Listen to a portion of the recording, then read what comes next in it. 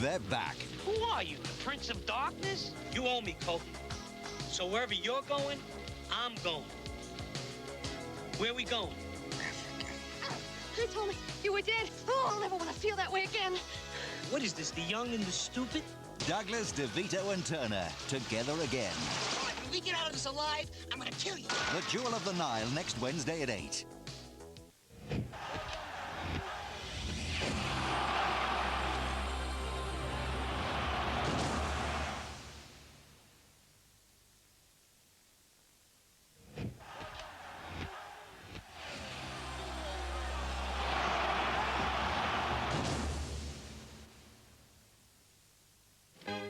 Tom Hanks has an important announcement to make. I'm getting married. Yeah, right. Yeah, let's have a bachelor party! Join in the fun tonight at 10:40.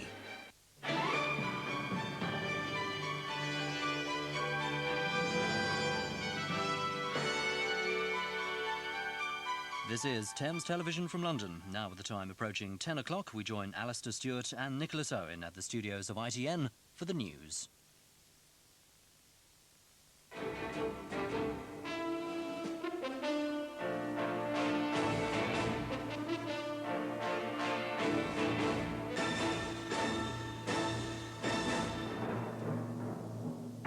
Europe's energy tax could put 5 pence on a gallon.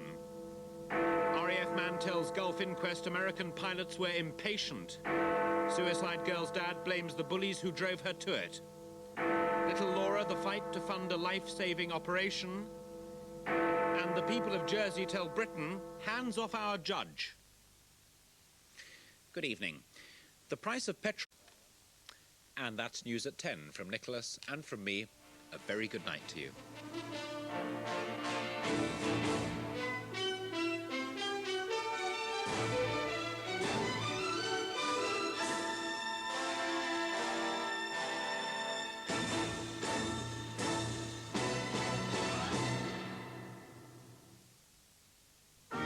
As the shuttle blasts off again, there's a new row over America's other space program, Star Wars. I don't know of any other program that spent so much and has so little to show for it. The Cold War's over, but America is still working on a multi-billion-dollar defense in space. To have protection against the rogue nation. As a top scientist makes dramatic charges of fraud and waste, we ask, is America's Star Wars plan now lost in space? That's this week, tomorrow, 8:30 on ITV. Next tonight, a look at the national weather forecast, followed by today's Thames news. Then at 10:40, Tom Hanks stars as a carefree bus driver who's hoping to have a bachelor party to remember.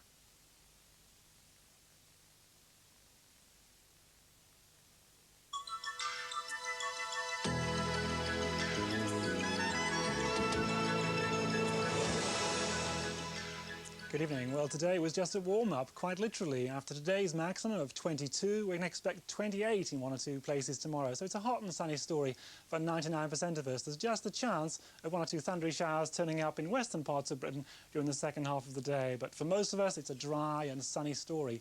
No problems tonight, except perhaps for one or two mist patches, and they could still be around first thing in the morning if you're making a very early start on the roads, but they'll disappear rapidly, probably gone by breakfast time. And then it's a dry and sunny picture for us all. But from around lunchtime onwards, the cloud will building up a little bit out in the west, and there's just the threat of one or two thundery showers turning up in western parts of Wales, southwest England, and then later in the day in more northern parts of England and Scotland too. But really it's no more than a threat, especially up in the north there where it's more likely to stay dry. There'll be a fairly pleasant breeze tomorrow up from the south, but that's going to make a difference to the temperatures across Britain. For most of us, as we've already said, it's a hot picture with a maximum of perhaps 28. But if you're near the coast where the wind's coming onshore, it's going to feel much cooler, so don't head to the beach straight away. On the south coast, for instance, it's only likely to be around 15. But as soon as you move a little way inland, the temperatures are soaring. And for most of us, it's going to be a hot day tomorrow. More warm weather to come right through the weekend too. That's it from me. Good night.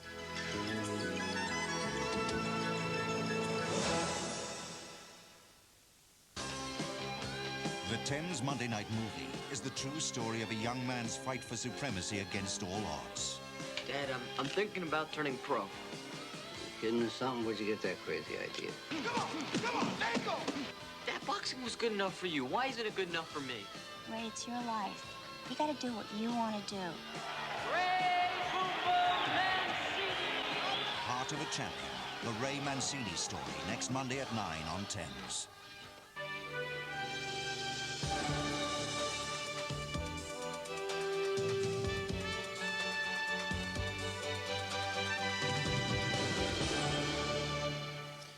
Good evening. An inquest has been told that 2 railwaymen died in a train crash after a series of errors. Hammersmith Coroner's Court heard that inquiries after the accident near West Brumpton Tube Station 3 years ago revealed a number of safety errors, including lack of information, staff shortages and poor lighting. The hearing continues tomorrow. Sharon Doughty reports. It's almost 3 years since 63-year-old Thomas Matthews and 57-year-old Leonilda Boza were killed.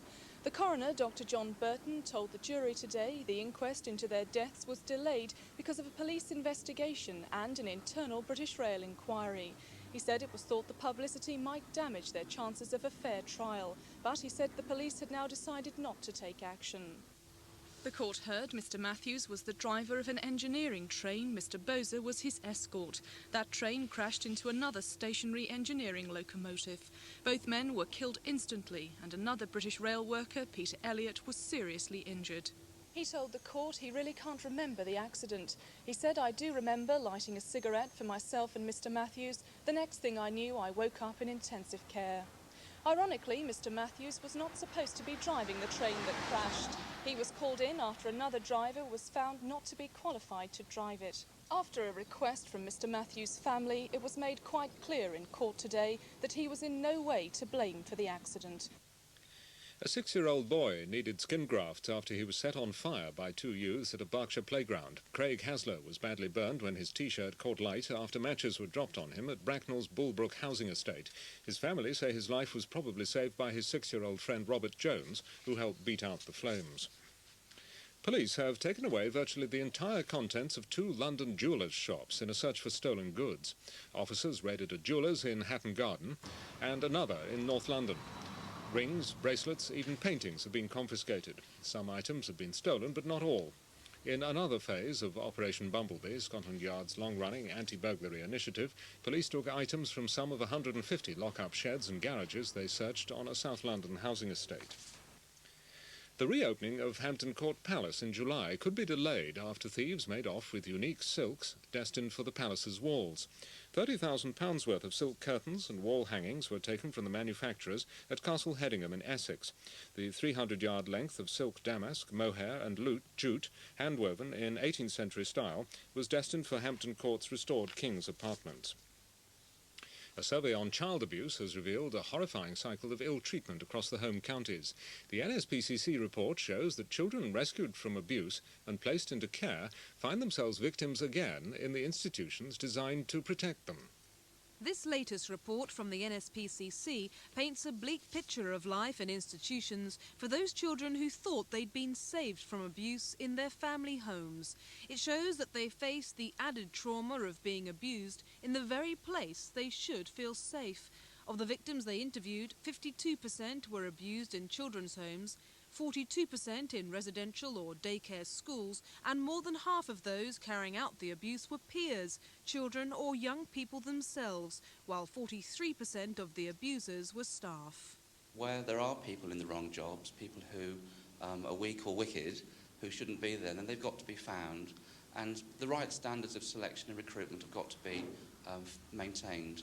There are more than 18,000 children under the age of 18 in care in London and the South East. To help safeguard those youngsters from abuse, the NSPCC is now calling for improved training of staff, a proper complaints procedure and regular inspection of homes.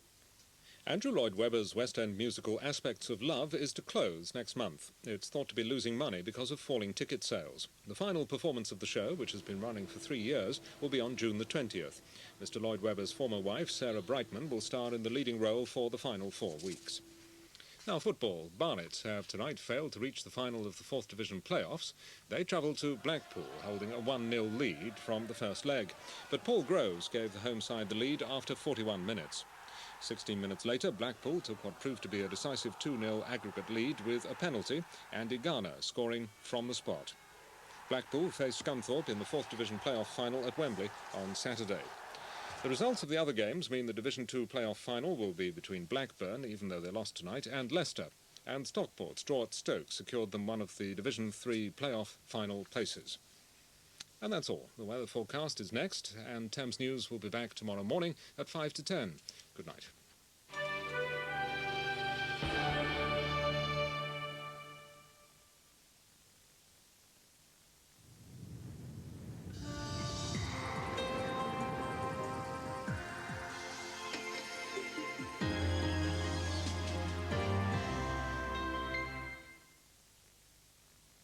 Dry overnight with clear skies and a little patchy mist in places by dawn. The low a mild 11 Celsius, 52 degrees Fahrenheit. There'll be light or moderate southeasterly winds. Tomorrow, an early morning mist will quickly clear to give another dry day with plenty of sunshine. Temperatures will climb to 26 Celsius, 79 degrees Fahrenheit in a moderate southeasterly breeze.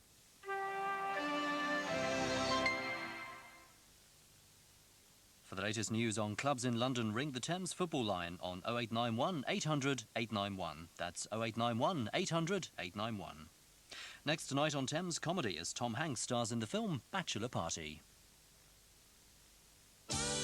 Tonight on Hollywood Report, follow the stars as the movie world rolls into Cannes. The changing face of country music. At home in Beverly Hills with Eva Gabor. And those divas of funk on Vogue. Hollywood Report tonight at 2:15 on Thames.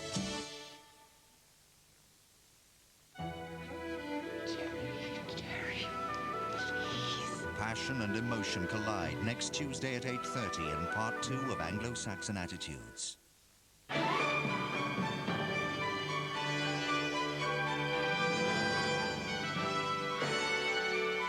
You're watching Thames Television. Now it's comedy as Tom Hanks stars in the film Bachelor Party.